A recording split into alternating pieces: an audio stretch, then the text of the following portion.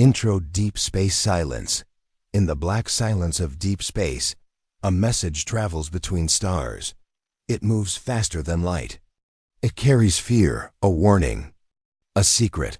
The message is from a planet that no longer exists, a robotic satellite floating near the edge of the Orion sector catches this strange signal. It decodes the message. It hears a voice, broken, tired, but urgent. This is Commander Varn of the Zarktel Empire. Do not attack Earth. I repeat, do not attack Earth. They are not what they seem. Scene: Galactic Command Center, Zarktel Empire. Commander Varn once served the mighty Zarktel Empire. Their empire had destroyed 117 planets. No army had ever defeated them. Varn had studied many civilizations, weak species, easy to control.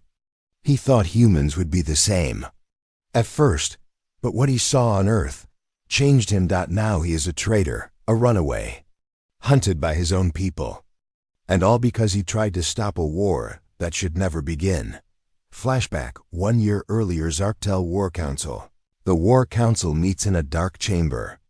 11 warlords sit at a high round table. Each one has red eyes and long tentacles. They drink from glasses made from the bones of past enemies. A giant hologram shows Earth rotating slowly. Warlord Kaz speaks. They are still in their primitive stage, divided. Small weapons. No space fleet. We can strike and finish them within 1 moon cycle. The others laugh. Commander Varn speaks carefully, respectfully. I disagree. Silence.caz turns to him. You dare question the council? Varn nods. Yes, I spent 6 Earth years observing them. They are dangerous in ways we do not understand. Another warlord smirks. Dangerous? They are emotional, weak, and short-lived. Varn replies, that is exactly why they are dangerous. Scene: Varn's report. Earth observation files. In private, Varn had watched Earth for 6 years. He did not just observe their weapons. He observed their minds. He watched them survive in burning deserts, frozen lands, deadly oceans. He saw a child with no legs become a champion swimmer. He saw a man lose his family in war and still forgive. The enemy. He saw humans cry, laugh, build, fight, and never give up. He recorded everything. They are not the strongest, not the smartest, but they never stop. Scene: Varn's private recording. The warning message Varn looks into. A small alien camera. His face is tired. To whoever receives this message, I am not a hero. I was part of the plan to destroy Earth, but now I know that would be a mistake. He plays video clips from Earth. A group of humans running into a burning building to save strangers. A nurse holding a dying man's hand, whispering songs to calm him. A child sharing food during a famine. They care, they protect, they sacrifice. That is power we do not understand. Then he shows war footage. Soldiers charging even when they know they will die. Entire cities destroyed, but rebuilt stronger. Enemies shaking hands after war ends. They are not afraid of death. They make peace, they make war, and they do both. From the heart. He pauses. If we attack Earth, we will awaken something terrible. Something old, something we cannot stop. Scene: back to the War Council. The council laughs at Varn's message. Warlord Kaz stands. Your weakness has made you a coward. Earth will fall. We will take their water, their land, their sky. End of story. Varn knows the council will not listen. So he runs. Scene: Varn escapes. In the dead of night, Varn steals a small stealth ship. No one sees him leave. He heads toward Earth's moon, staying hidden in the asteroid belt. He records a final message and launches it toward deep space, hoping someone, anyone, will listen. I know I will be hunted. I know my name will be erased. But if this message reaches you, warn them, or better, learn from them. Do not fear humans because they are different. Fear them because they adapt, they overcome, and if you hurt them, he pauses. They remember. Seen Earth, unknown government base, far below Earth's surface, in a bunker not listed on any map. A group of scientists receive a strange signal. It's in a language they've never seen. Translator AI begins decoding. One scientist gasps. This isn't a threat. What is it then? The general asks. It's a warning. The message ends with coordinates. The Zarktel invasion fleet is coming.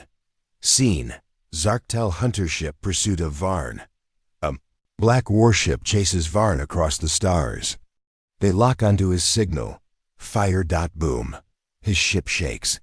Alarm scream. Varn quickly loads the last part of his message. I may not survive, but they must know the truth. He ejects the datapod into deep space. Just before his ship explodes, Seen Earth receives final message. The datapod lands in the ocean. A drone picks it up.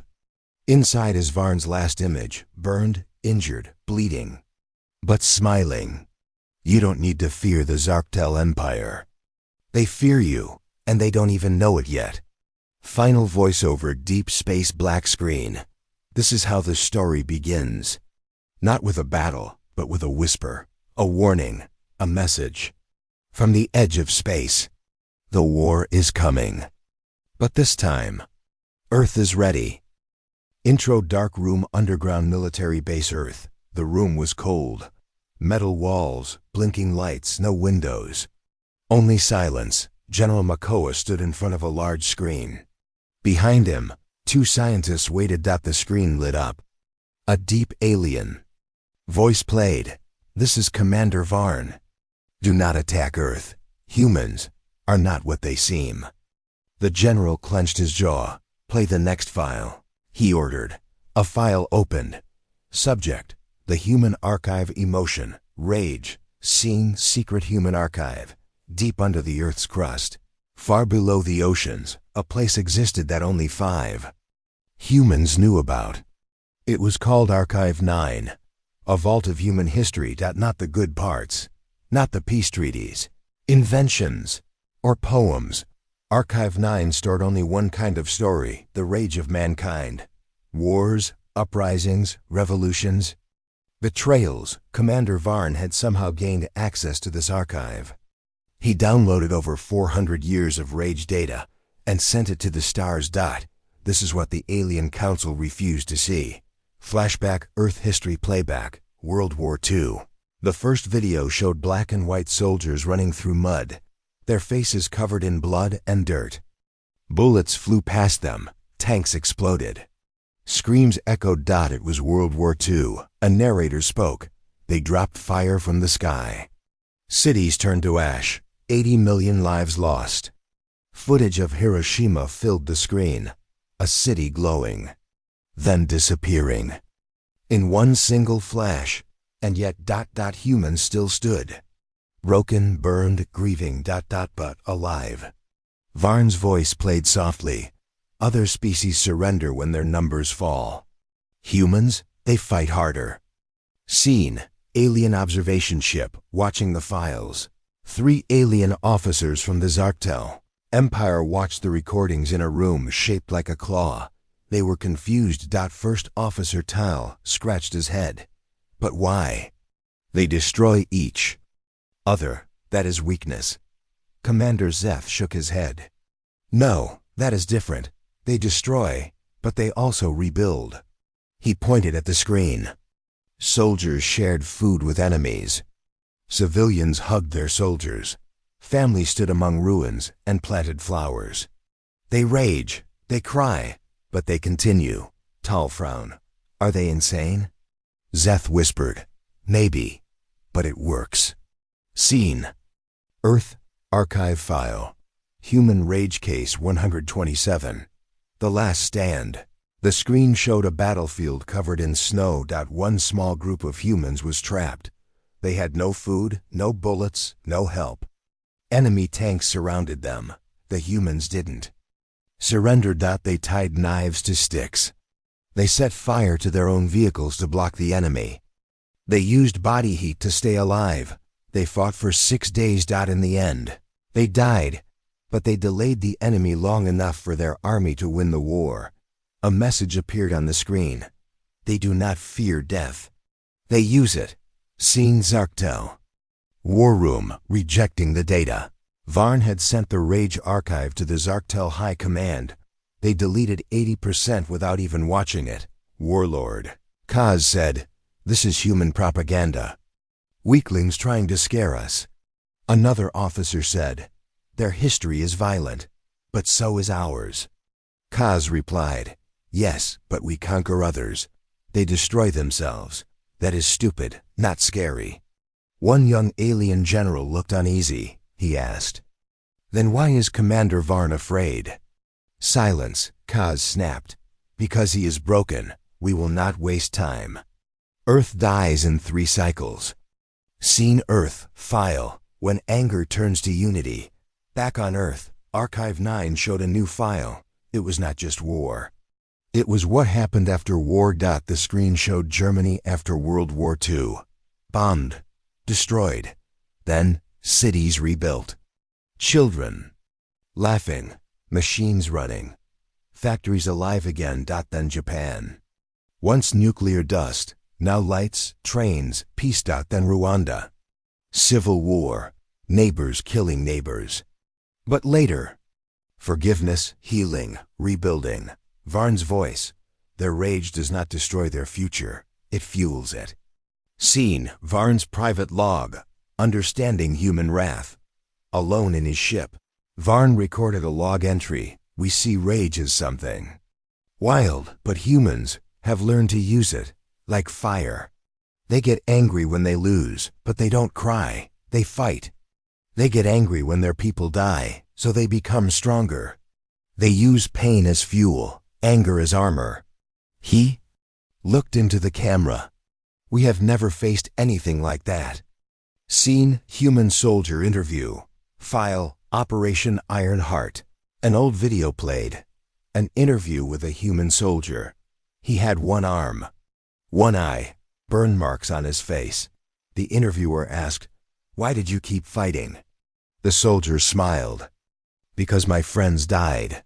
I had to make sure it meant something." The interviewer asked, "Weren't you afraid?" The soldier said, "Of course, but anger is louder than fear." Scene Alien Ship Secret Meeting. 2 Zarktel officers met in a hidden room. Officer Klar said, "I watched the files Varn sent. Not all, but some." "And?" Klar replied slowly, "I think he's right. We don't understand humans. Maybe we shouldn't attack them." The other officer nodded. "It might already be too late." Scene Earth File. The Young Rage. One final file played. A boy, only 10 years old. His village was attacked in a civil war. He lost everything, but 5 years later, he became a soldier, not to kill, but to defend. He created a group that stopped the war. That boy became a leader, not a weapon. The file ended with one line. Even their children carry the fire. Scene Varn's last message to Earth. The last file from Varn played again. He looked weak, injured, but his eyes still burned with warning. You do not understand what lives on Earth. They look like us. They feel like us. But they are not like us. They forgive ... but never forget. If you attack them, they will not destroy you quickly. They will watch, wait, then hit back harder than you thought possible. Scene Alien Council mocks the archive. Warlord Kaz watched one of the Human War videos. He laughed. They fight like wild animals. He turned it off and said, "Prepare the fleet. We launch soon." But deep in the room, one advisor stared. At the paused screen. It showed a human soldier, covered in dust, bleeding, still standing. The advisor whispered, "They are wild, but they always survive." Scene Earth. Archive doors close. Back on Earth, the Archive 9 vault doors began to close. General Makoa turned to the scientists. "Make copies. One for every base, every AI, every warship. The scientist asked, "You believe the aliens will attack?" Makoa nodded. "They will. But they don't know what they're starting. The moment they land, humanity's rage will wake." Final voiceover Varn's words. "We thought rage was chaos on Earth. It is focus. We thought it made them weaker. It makes them unstoppable. We thought we understood war, but Earth writes new rules." Intro Zarktel Science Council Planet Varanak. The large silver dome of the Zarktel Science Council glowed under the cold light of twin moons. Inside, thousands of screens played recordings of different alien species. Calm music played in the background, but on screen 73, the music was off.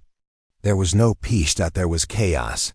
A human screamed in pain, then stood up, broken leg, burned arm. Still standing, he grabbed a piece of metal and charged at a robotic enemy. A Zarktel scientist, Dr. Ulick, leaned forward, eyes wide. "They evolve through pain." Another scientist replied, "It's not evolution, it's adaptation." Flashback Earth. Study project, the farm test. Years ago, before Earth was discovered fully, a small team of aliens decided to run an experiment. They kidnapped 3 humans, 1 man, 1 woman, and 1 teenage boy. They were dropped on an empty alien moon called Celeron 6. It had no cities, no food, no tools. Just rocks, poison air, and danger. The test was simple. Survive for 3 months. The aliens watched from above, believing the humans would die quickly. They were wrong. Scene Celeron 6 Week 1. The humans struggled. No food, no oxygen. The boy nearly died. But by day 7, the man had figured out how to use alien plants to make breathable gas. The woman used rocks to make tools. The boy made traps to catch tiny creatures underground. They adapted. They didn't complain. They worked together. The aliens were shocked. Other species beg for help in such conditions, one Zarktel said. They become weak. But these humans became stronger. Scene, week 4. The turning point. By the 4th week, the humans had created a small camp. They had shelter, food, and tools. They even built a signal device out of alien tech pieces, something no one had ever done before. That's when the aliens decided to test them again. They released a hunter drone to attack at night. It fired a plasma beam that destroyed their shelter. The boy was injured. The woman cried, but not in fear. In anger. By morning, the drone was destroyed, smashed to pieces with stone weapons and a stolen energy cell. Humans had learned, and they had struck back. Scene, Zarktel Science Report, Unstable Species. Dr. Ulick wrote in his report, "Humans are unstable. They do not follow patterns. If heat increases, they sweat. If food disappears, they hunt. If weapons are lost, they make new ones from garbage. They are not bound by logic. They are driven by survival." Another scientist added, "They evolve emotionally. Not just physically, they adapt their hearts." Scene War Council laughs again. Back at the Zarktel High Command, Warlord Kaz read the report and laughed. "So they build a few tools and kill 1 drone. That is not power, that is desperation." An advisor warned him. Commander Varn said the same thing. He saw humans survive the impossible. Kaz growled, "Enough about Varn. He is dead. And Earth is next." But secretly, some of the younger commanders had started reading Varn's messages. And they were not laughing anymore. Scene, Earth, Human Adaptation File. The Firechild. Archive 9 on Earth had its own records of human adaptation. One file was named The Firechild. A young girl lost her home in a wildfire. She had no family. She lived in the forest, hiding from wild animals, stealing from camps, eating leaves and insects. At age 9, she built her own fire shelter. At 12, she trained others how to survive forest. Collapse. By 18, she was a scientist building better warning systems for wildfires, from fear to fire. To fighter, scene Zarktel psychology STUDY emotional mutation. Zarktel scientists found something strange in human brain scans. The more pain they felt, the smarter they became. Not just brain growth, emotional strength. Grief made them focused. Fear made them fast. Anger made them creative. The head scientist whispered, "They do not break, they bend. And when they bend enough, they bounce back stronger." One alien said, "It's like their weaknesses, their weapon." Scene: Alien Planet Test Number 2, Child Experiment. The Zarktel tried again. This time, they took one human child, age 8, and placed her with 5 peaceful alien children on a learning planet. The plan: teach her peace, control, and balance. At first, she was quiet. Watched everything. By month 2, she had learned their language. By month 3, she was teaching them how to build better tools. By month 4, she had created a weapon from spare parts. When the alien shut it down, she asked, "Why do you fear something you taught me to make?" The experiment ended. She had adapted too fast. Scene: Varn's final file, the DNA code. One of the last messages from Commander. Varn included genetic scans of humans. He said, "I looked at their DNA. It should not make sense. They carry codes from all climates, all environments. Some genes activate when cold, some when hot, some when scared. Their bodies are not just born. They are built by suffering, trained by time. And their minds change faster than any system I've seen." Scene: Human soldier file, the limbless commander. Another file showed a war commander with no arms or legs. Still, he commanded 200 troops using only voice, mind control tech, and strategy. His record: 29 battles, 0 defeats. In his speech, he said, "You can break our bodies, but not our will. The moment we are wounded, we evolve." Scene: Zarktel meeting. Final warning ignored. Dr. Ulik sent his final report to the War Council. He titled it, Species 38. Do not engage. In the report he wrote, "You cannot beat humans in a straight fight, because there is no straight with them. Every failure makes them smarter. Every loss becomes a lesson. Every scar becomes a weapon." The Council ignored the report. They began moving the war fleet toward Earth. Scene: Earth's response team plan, Flex Strike. Earth's leaders received intelligence that the alien fleet was coming. They did not panic. Instead, they activated a hidden system, Flex Strike, a program built entirely by AI trained on human history. It didn't build weapons, it built plans. Adaptive, shifting, unpredictable. One general smiled. If they want a straight war, they're in for a surprise. Scene: Humanity's greatest strength, Mistake to Monster. One final story played in Archive 9. A human scientist accidentally created a virus that mutated rapidly. Instead of destroying it, the world worked together. They changed, adapted, cured, survived. The virus was beaten, not by one person, but by millions adapting together. Varn's voice played. One last time, that is the human secret. One adapts, then 100, then 1,000,000,000. You don't face one enemy. You face a world that learns. Scene: Zarktel fleet. Entering Earth orbit. The Zarktel warships moved into Earth's orbit, thousands of them. Ready to strike. Inside one of the command ships, a young alien officer whispered, "Something feels wrong." The commander laughed. "They are unprepared." But outside the ship, something strange happened. The Earth satellites began moving, not attacking, repositioning, and then silence. Total blackout. All alien ships lost signal. Then a message appeared on every screen. You watched us. You studied us, but you forgot one thing. We watched you too. Ending voiceover: Varn's final words.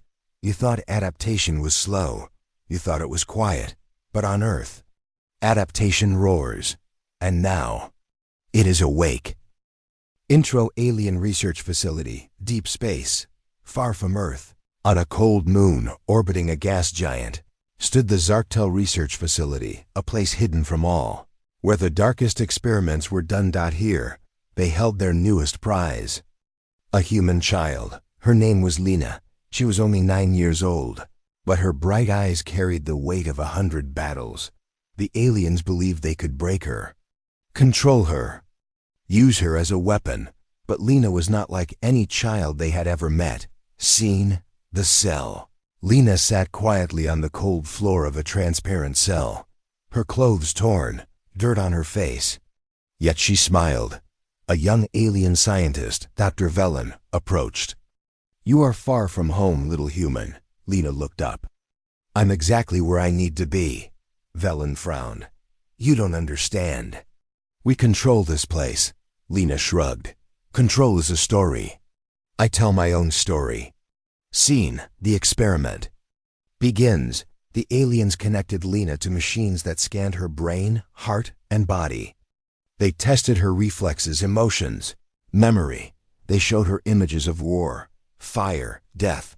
Most children would cry or shut down, but Lena's eyes burned. She whispered, "I have seen worse." SCENE flashback. Lena's Earth. Lena remembered her village, once full of life, now just ashes. Her family lost in a civil war, hunger biting her stomach. Cold nights alone, but Lena survived. Every day she learned. Every night she dreamed out. Her heart became strong, her mind sharp. She was raised by stories of survivors, of fighters who lost everything but never gave up. Scene: alien study room confusion.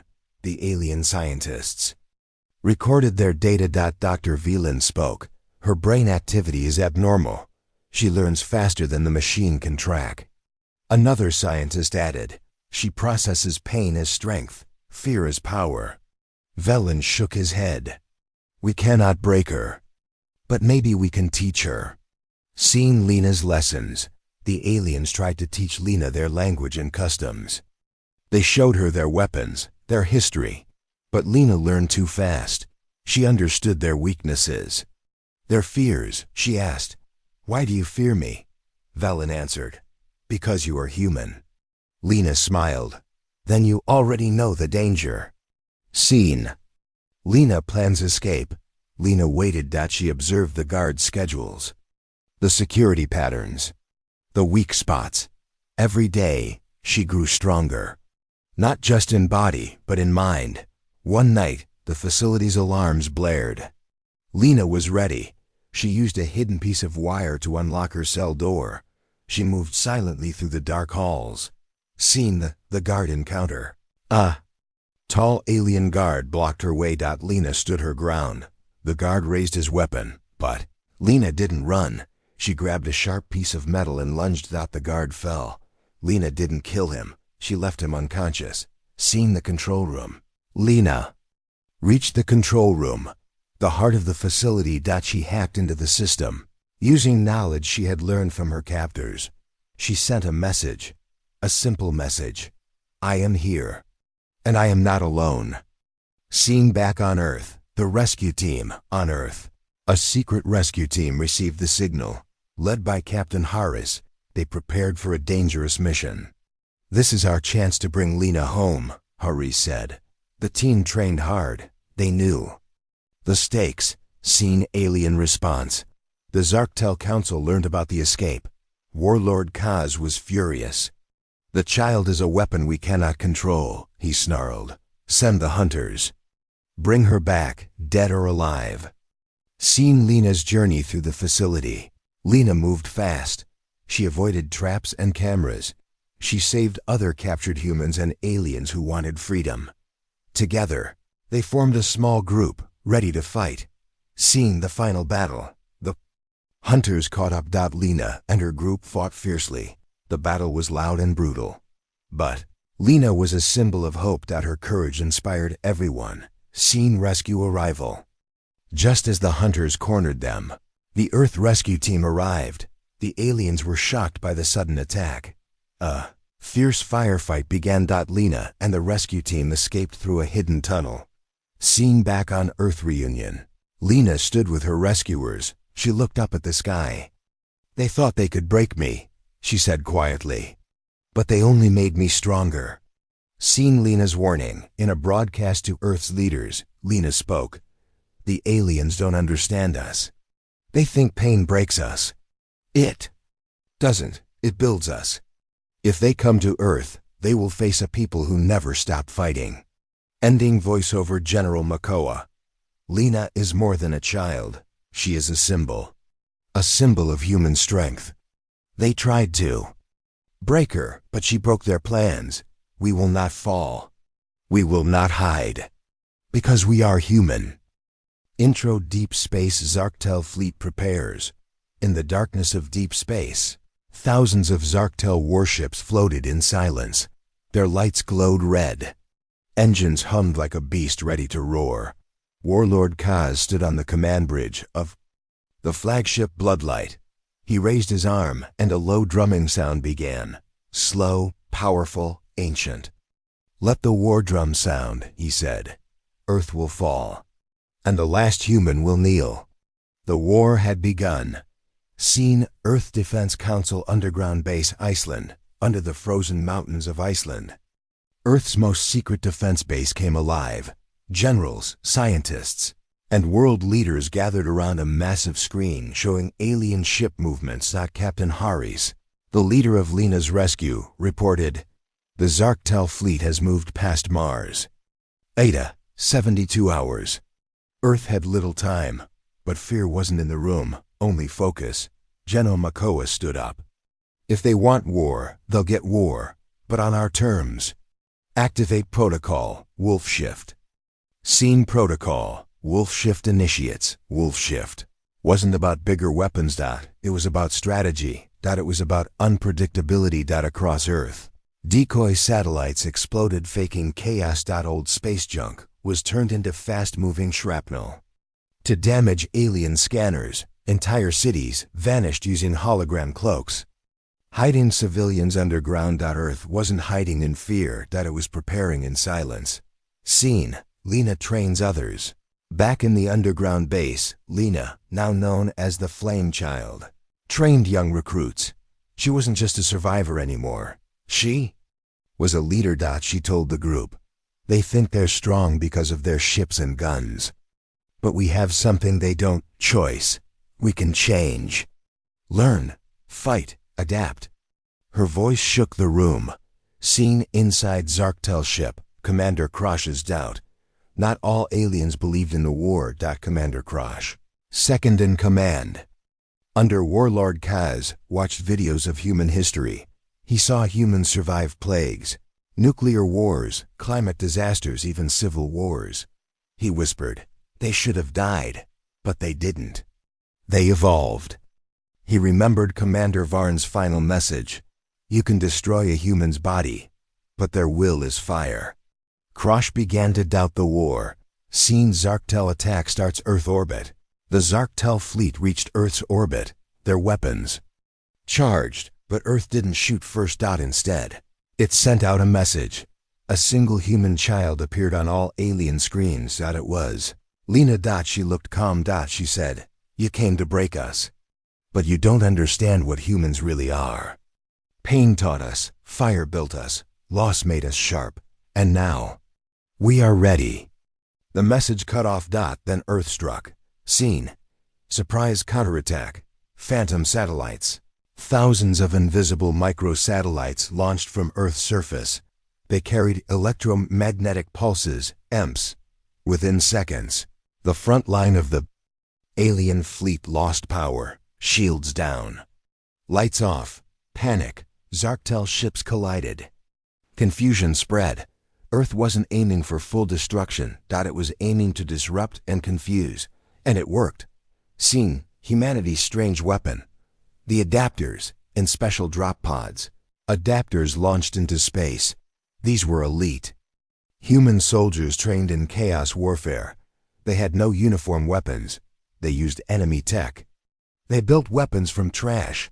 They didn't follow one plan. They followed flex strategy. Each adapter had one rule: think fast, hit hard, change everything. They landed on Zarktel ships, hacked systems, used alien tools, and turned ship defenses against their own fleet. Seen Krosh's turning point. Commander Krosh watched his ship go dark. Nothing was working. He saw humans crawling through the air vents. No orders. No pattern. Just movement and force. He turned to his crew. This isn't war. This is evolution. They don't fight like us because they aren't like us. Instead of fighting, he ordered his team to shut down weapons. He sent a message. To Earth, we don't want to be your enemy, not anymore. Seen Warlord Kaz's rage. Warlord Kaz was furious. He yelled, "Cowards, weaklings, destroy Earth now. Fire all weapons." But most of the fleet was damaged. Communication broken. Half the commanders refused to act without a clear strategy. The drums of war began to slow. Seeing humanity's warning shot. Earth had one final move. It wasn't a bomb. It wasn't fire. It was a pulse. From Antarctica, humans launched the Omega signal, a deep space burst. It carried Earth's full history. Wars, peace, inventions, defeats, recoveries, and victories. It showed everything. The raw, painful, beautiful story of being human. To many aliens, it was terrifying. To some, it was inspiring. Seeing Zarktel fleet retreats. Half of IT, half the fleet, led by commanders like Krosh, turned back. They sent messages. We do not wish to fight Earth. They are not weak. They are becoming something else. But the rest of the fleet, still under Warlord Kaz, stayed. The war was not over, but the battle had changed. Seen, Earth celebrates, but stays ready. In underground cities, people cheered. Children drew pictures of Lena and the adapters. Songs were soon, but General Makoa gave one order: celebrate tonight. Train tomorrow. This was just the first wave. Seen Lena's final words. Earth broadcast. Standing before the world, Lena spoke again. Her voice was steady. They called us broken, wild, dangerous. They were right. But they didn't see the full truth. We are dangerous. To those who think power is enough, we're wild. Because we won't be caged. And we're broken. The way fire breaks stone and makes diamonds, she smiled. Let them come again. We'll be waiting. Ending scene. Far away, a new alien watches on a far-off planet. A different species watched the battle from hidden sensors. An elder alien said, "The humans are becoming something else. Something not even the stars expected." The younger one asked, "Should we contact them?" The elder replied, "Not yet. Let's see what they do. When the stars fight." Back. Intro. After the war, the battle was over. The World Eaters were destroyed. Earth was safe, for now. But peace felt temporary. The stars were quiet, but Lena could feel it in her bones. Something is watching. Something bigger is coming. Humanity had survived. Now, it was time to evolve. Seeing global recovery and unity. Earth was changing fast. The governments of the world had united into the Terran Accord. One council, one planet, one mission. Prepare for what's next. Cities were rebuilt with alien tech. Old enemies were now allies. Children no longer played war games. They trained in space combat simulations. Humans were no longer survivors. They were builders of their own destiny. Seeing Lena meets the Seers. Lena was invited to a hidden lab in the mountains of Nepal. There, scientists and psychics studied post-human evolution. Humans who had changed after the Shadowburn invasion. They were called Seers. People with strange new abilities, sensing danger, reading patterns in nature, even seeing possible futures. One Seer, a young girl named Ara, touched Lena's hand and whispered, "The stars fear you, because your fire is waking up." Lena felt a spark in her chest. Was she changing too? Seen alien message received. One morning, Earth's deep space antennas picked up a signal that it wasn't from the Zarktel, not from the Afande. Forgotten ones. It was older, slower, like a dying whisper. We were watchers once. Then we slept. Now we rise, not to rule, but to remind. Human flame burns too fast. It must be ... shaped. Then silence. The message came from beyond the known galaxy. Earth named this new group the Architects, but were they gods? Or just another threat? Seen Krosh returns with warnings. Commander, Krosh of the Zarktel returned to Earth with an ancient relic. He placed it before the Terran Council. It was a floating cube that showed holograms of galactic history. He pointed. At one part, a red explosion across dozens of planets. This was the last time someone rose too fast. The Architects erased them, not with weapons, with silence, memory loss. DNA decay. They don't conquer, they reset civilizations. Earth had to move carefully. This was no longer a simple fight. Seen, humanity builds the flame core. Earth's greatest minds, human, Zarktel and Threxian, worked together on a project called the Flame Core. It was not a weapon. It was a machine that connected memories, ideas, and imagination, a living network of human potential. Lena was chosen to test it. When she stepped inside, her mind filled with visions, great wars, lost art, every dream humanity ever had, and something else. A vision of her flying without ships, using her will alone. Seen, the first human to fly without tech. 2 weeks later, during a flame core test, Lena floated off the ground. No jetpack, no gravity suit. Just focus. Her heart beat faster. Her skin glowed faintly. A doctor whispered, "She's not just leading. She's transforming." She was the first post-human flame bearer. Earth had found its symbol. Seen, the Architect's first warning. Just as Earth began to celebrate, all space stations suddenly shut down for 10 minutes. Every screen displayed the same message. You burn too bright. What you become may destroy not just worlds, but time itself. Choose your path. Flame or fall. Then, silence again. General Haris, now part of the Earth Council, stood and said, "They're scared of us. That means we're on the right track." But some were not so sure. Seen, a new human faction rises. Not everyone trusted the Flame Core. A group called the Earthers believed Earth should return to old ways. Nature, no tech, no aliens. They saw Lena as a threat. Their leader, Commander Rax, had once been a hero in the Zarktel War. Now he feared the human soul was being lost to evolution. He declared, "Lena's flame will burn Earth down. We must stop her before we lose ourselves."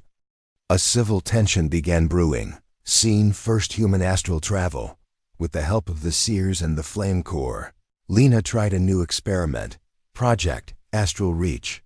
Using focused memory and emotion, she left her physical body, traveling as light across the galaxy. She passed stars, dark planets, ancient ruins. Then, she saw them, the Architects. They looked like light and stone. Not alive, but aware. One of them turned and spoke directly into her mind. "You move faster than any before. But flame uncontrolled becomes wildfire. We will not allow chaos." Lena answered, "Then you will have to try and stop us." She returned to her body, heart pounding, glowing with energy. Seen, Earth prepares for choice. The Earth Council met. They had two options: slow down, submit to the Architect, demand stay safe, rise, embrace evolution, and risk being targeted. The vote was held. It was close, but Lena stood before the council and said, "We were made from fire, from struggle, from dust. We did not come this far to stop now. We rise, together." The Jimu vote passed. Earth would not bow. Seen, final test. The Flame Ascent, to show the galaxy what humans had become. The Flame Core created a global event called the Flame Ascent. 1,000 humans from all cultures, linked through memory, emotion, and will. They stood around the world in key places, temples, ruins, deserts, mountains. At the same time, they focused their hearts and minds, and then something impossible happened. Across Earth, flames rose into the sky, not burning fire, but light, memory, spirit. Satellites showed the light forming a symbol in orbit, a human hand reaching for the stars. Every signal, every screen in the galaxy showed the same image. The architects saw it too, and they finally responded. Ending, architects speak. From the edge of known space, a massive light appeared. Not a ship, a construct the size of a moon. Inside it, the voice of the architects echoed, "You have chosen flame. We will now test your truth. We come not to destroy, but to challenge." A countdown began. 10 days. 10 days before the architects arrived. Lena stood with her team, eyes glowing like embers. "We were born to be tested. Let's show them what it means to be human." Intro. The final countdown, 10 days. That was the time Earth had to prepare. The architects, ancient beings of order, were coming to test humanity, not with war, but with a trial. They said, "You lit the flame. Now prove you can control." Across Earth, people trained, learned, focused. This time, weapons wouldn't help. Only memory, emotion, unity, and will. Scene, the architect moon arrives on the 10th day. The sky changed. Above Earth, a massive moon-like object appeared. It didn't make sound. It didn't cast shadow. But everyone felt it. Fear, pressure, weight. The architects had arrived. Inside the council chamber, Lena looked up at the sky and whispered, "We're ready." Scene, the trial begins. A beam of white light shot from the architect's ship and touched Earth's surface. From it appeared 3 beings, tall, featureless, glowing. They were not angry. They were calm, empty. They spoke in unison. "This is your trial of flame. 3 paths, 1 choice each. If you pass, you lead the stars. If you fail, we extinguish the flame." Earth agreed. The trial began. Trial 1. The test of memory. The first trial took place inside the flame core. The architects pulled 1 memory from human history, the darkest one. They showed war, genocide, slavery, betrayal, lies. Then they asked, "Why do you deserve the stars when your past is filled with pain?" Lena stood silently. Then she answered, "Because we remember. We don't erase our pain, we learn from it. We carry it, so we never repeat it." The architects paused. Then one of them said, "The flame remembers." Trial 1. Passed. Trial 2. The test of unity. The second trial was held in the mind.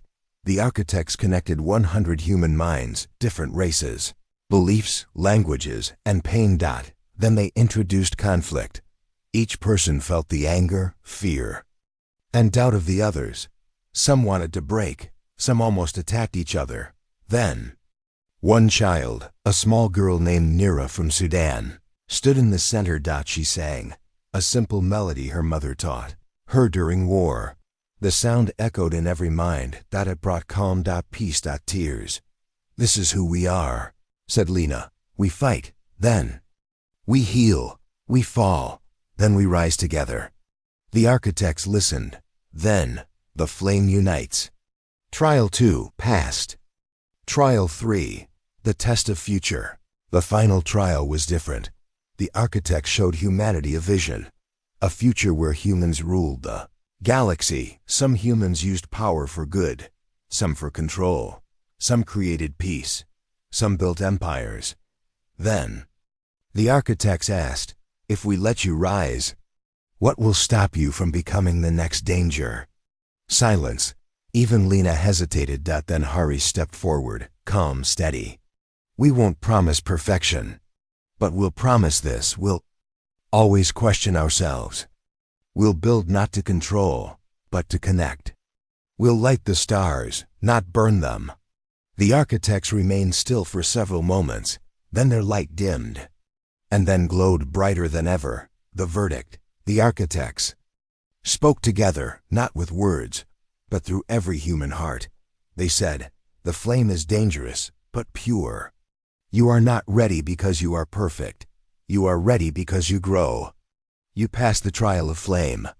Then, the stars changed. Above Earth, a new constellation appeared, shaped like a human hand holding fire.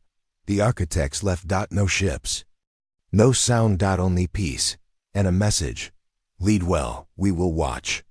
Scene: the new human era begins. 1 month later, Earth was different. The first Flame Academy opened in New Zealand, training new generations in memory control, unity, space ethics, and peace-building. Zark Tellen Threxians signed the Galactic Flame Treaty, a universal promise to grow with understanding. Lena stood before a new group of cadets and said, "We are not the rulers of the stars. We are their students, and now their guardians." Scene: secret epilogue, the final warning, far beyond known space. In a galaxy yet unnamed, a creature sat on a black throne, not an architect. Not a Zarktel, something darker. Ancient. It watched the humans on a floating screen made of light and shadow. It smiled. They passed the architect's test. Now they face mine. Behind him, hundreds of ships powered by dark matter awakened. A voice echoed, "Let the final cycle begin." The end or a new beginning. Humanity won the trial of flame, but the true war was just waking. The fire was alive and the stars were watching. Intro: after the First War, Earth was still standing. Half of the Zarktel fleet had left. Peace talks had started, but humans knew this wasn't the end. They had won the first battle. But something darker was coming, and this time, the danger didn't come from space. It came from inside. Scene: Earth Defense Base. 1 week later, General Makoa stood in the control room. He stared at strange energy readings coming from Earth's deep core. "This is not natural," the scientist whispered. "Something is waking up, and it's not human." Lena walked into the room, calm as always. "Is it Zarktel?" The scientist shook his head. "No, it's older than them." Scene: flashback, Zarktel archives. Far away, in a secret Zarktel archive, Commander Krosh studied old files. He found something strange, a forbidden legend. An ancient force, locked away long before humans walked Earth. They were called the Forgotten Ones. Powerful, silent, hidden. No one had seen them in 1,000 years. Until now. Seeing strange events begin on Earth. In cities around the world, people disappeared without a trace. Some heard whispers before they vanished. Others were found changed, their eyes black, voices hollow. Satellite images showed strange dark structures forming in forests, deserts, and even under oceans. When drones went near, they vanished too. Scene: a message from nowhere. One night, a signal appeared. On all frequencies, human and alien. It wasn't in any known language. It felt more like a feeling than sound. Lena heard it and froze. She whispered, "It's not speaking to our ears. It's speaking to our minds, and it's angry." Seeing Lena's vision, that night Lena had a dream. She stood in a ruined city. Everything burned. The sky was red. Above her, massive black shapes floated, alive but not flesh. She heard a voice. "We were the first. You were made from what we left behind. Now you grow too fast. Now you must be reset." She woke up sweating. This was not just war. This was cleansing. Scene: underground meeting, Earth and Zarktel. In a secret base under the Himalayas, Earth's leaders met with Krosh and his peaceful Zarktel allies. Captain Hari stood beside Lena. General Makoa opened the meeting. "We need answers, fast." Krosh said slowly, "These Forgotten Ones, they were the original rulers of the galaxy. We thought they were dead. But maybe they were only sleeping." Scene: the enemy's plan. The Forgotten Ones didn't want to conquer. They Wanted to restart Earth, Zarktel. Every species that evolved without them. Seen as mistakes, they had sent their first soldiers, Shadowburn, creatures that could take any form. Even human. You wouldn't know your friend was replaced. Until it was too late. Seen Shadowburn infiltration across the world. Chaos spread. Important leaders began to act strange. Trust broke down between nations. Some military units turned on their own. When captured, they all said the same thing. The stars do not belong to you. Earth's defense was falling from inside. Seen Lena's test, friendo or foe. Lena had to test her own team. She created a simple question, something only a true human would answer correctly. She went person by person. When she reached one soldier, he paused too long. She raised her weapon. The soldier's eyes turned pitch black. Too late. The Shadowburn attacked. Seen Humanity Strikes Back. Dr. Yara, Earth's top scientist, discovered something. Shadowburn couldn't handle emotion. Real emotion, not logic. Music, art, memories, loss, love. These things confused and weakened them. General Makoa gave the command. Upload Earth's full memory grid into satellites. Open access. From space, a wave of human culture spread across the planet. Music, stories, cries, laughter.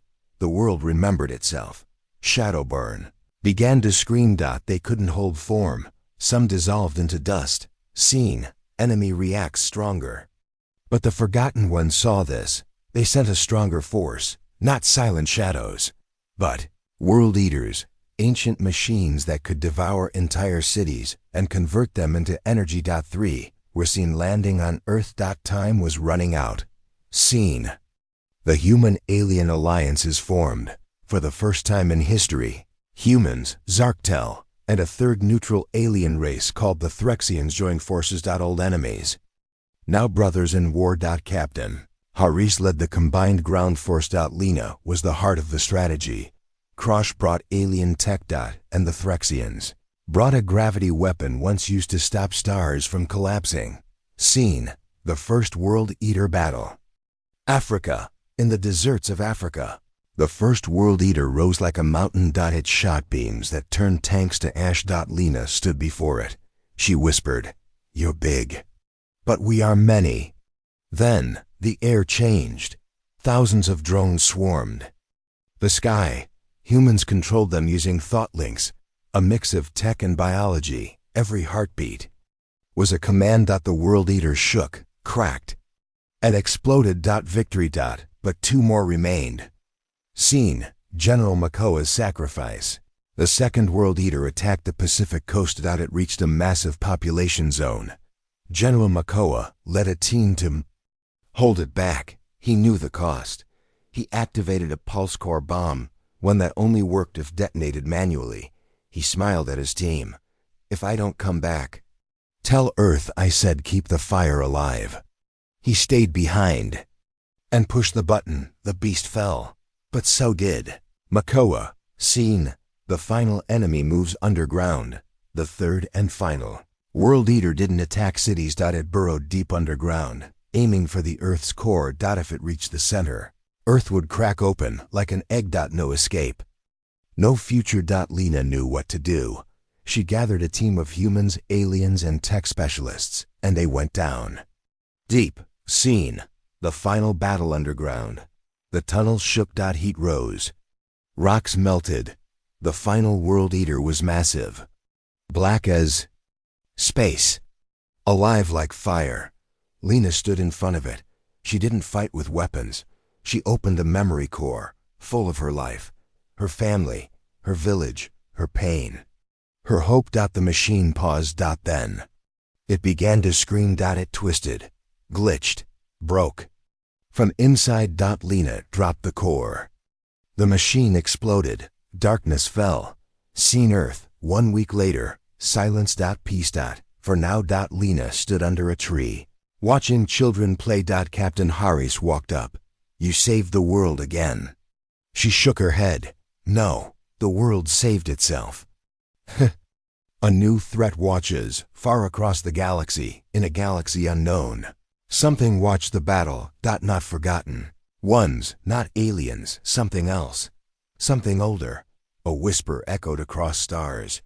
The humans are waking up too fast. Soon. They will not just survive, they will lead. And when they do, the true war will begin.